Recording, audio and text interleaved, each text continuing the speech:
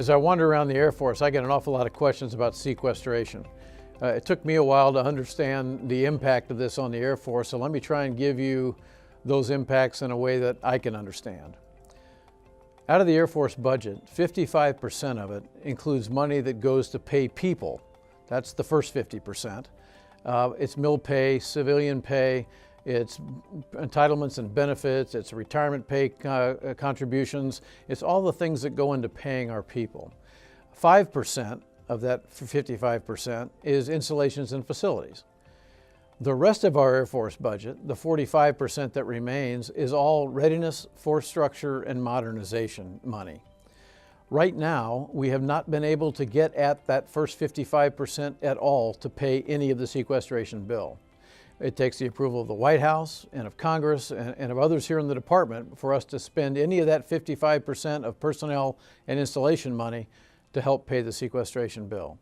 So the entire bill to date and in the foreseeable future will be paid out of force structure, readiness, and modernization. That force structure, by the way, includes both people, our airmen that we're talking about doing force shaping with, and aircraft units. Now, as I visit you, I get lots of suggestions on other ways we can pay this sequestration bill. The bill is about $12.5 billion a year that we have to come up with. The recommendations I get are for limiting conferences, cutting back some staff activities or training activities.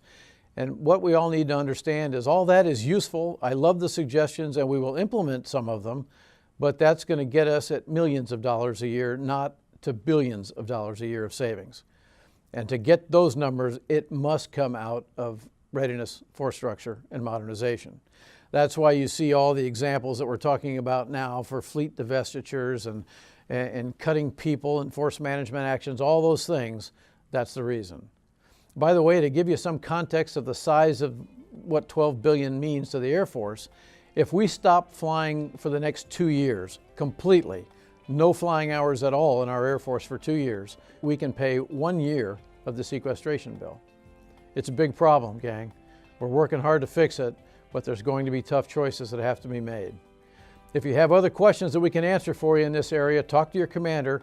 They can get the word to me and I'll try and make it clearer for you. Take care of each other. Thanks for what you're doing.